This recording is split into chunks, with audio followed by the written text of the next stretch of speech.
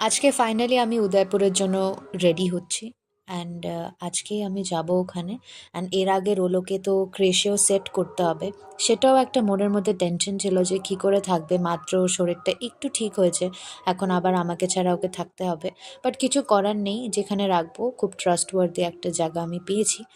আর যেতে যেতে এটাই যে আহ, উদয়পুরে যাওয়ার পেছনে একটা বড় রিজন আছে, সেই রিজনটা তোমরা হয়তো বুঝতেই পারবে ভিডিওগুলো দেখে, আর আমিও তোমাদেরকে বলবো।